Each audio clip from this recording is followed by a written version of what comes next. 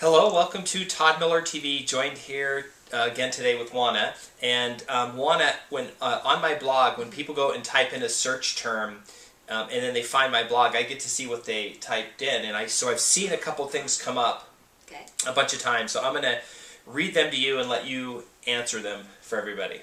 Okay, that's exciting. Okay, the first question is, what happens if the house you buy is occupied by a tenant? Let's start with MLS sale. You buy a house, it's occupied by a tenant, you buy it through the MLS. Okay, so it depends on what the provisions are. If the property is tenant occupied, there are several provisions. One, you inherit the tenant. Okay. Or two, you get the tenant will vacate the property before close of escrow. Okay. So those are really the two main things that generally happen. But in general, if there's no provision and you buy a house with a tenant, you can't throw them out. You're inheriting the tenant. So yes. if the tenant's got a 3-year lease, yep, you should know about that up front. Yes.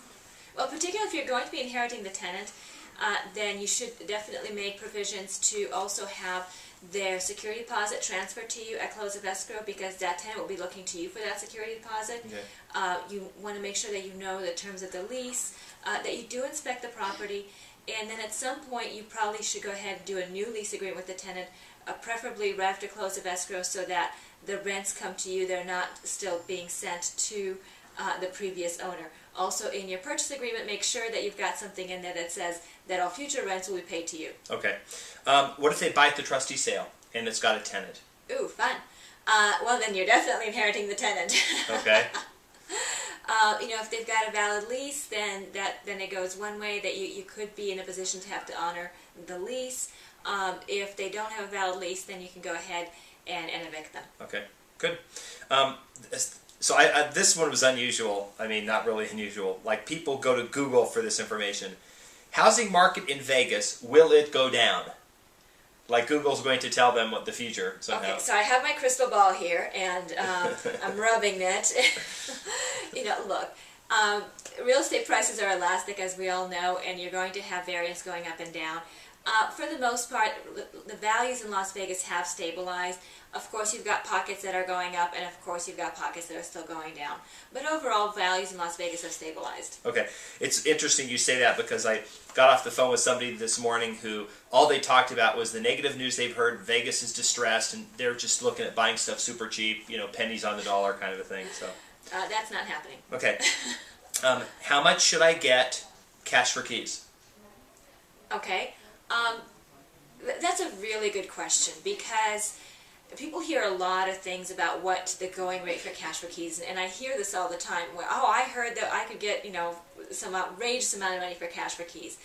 The going rate, it's funny, because when the whole foreclosure thing started, we were starting out cash for keys at $500.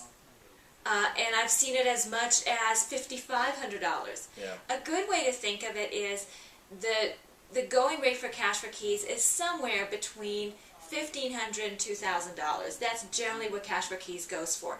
It can go for more, if you're dealing with $1 million property, then it can go for a little bit more money. But generally speaking, it's not a whole lot more than $2,000. That tends to be about the cap. Okay, depends on the bank. Depends on the value of the house. Yeah, so if we're talking about $1 million house, then yes, you're going to get more money for it. Some banks are actually more generous, but by and large, cash for keys runs somewhere between $1,500 and $2,000. Investor at the trustee sale, probably going to offer less. Probably, yes. Yeah, okay. Does Homepath accept cash offers? Well, I'm a little confused by that, because Homepath is a finance program, so if you're financing, then I don't see the point of cash, and vice versa. So Homepath is a financing program, just like you've got FHA, you've got conventional. Homepath is another financing product. Okay, so I think when they see Homepath, they think that's the bank or something.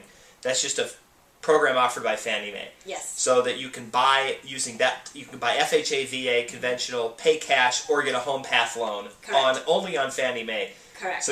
So I think maybe what they're saying is, if it says it's Homepath eligible, can you still make an offer for cash? Absolutely. Everybody loves cash. Cash is good. Homepath is wonderful because they've got all kinds of cool programs, like for investors. The first 4 properties, they get to put 10% down, and the next 6 properties, it's like 25% down. So that's really cool for investors. For your regular home buyer, again, they've got lower down payments and that sort of thing going on. So the other thing that Homepath is famous for is no appraisal. However, they will do an appraisal if you're doing a renovation loan. Okay, cool. All right. Well, that was it. Those are the ones I wrote down. There were some other really weird ones. I didn't write them down because they were a waste of time. Okay. But anyway. That was fun. That was fun. Anyway, Yes. so that was my update for today, and hope to see you on another video. Thanks.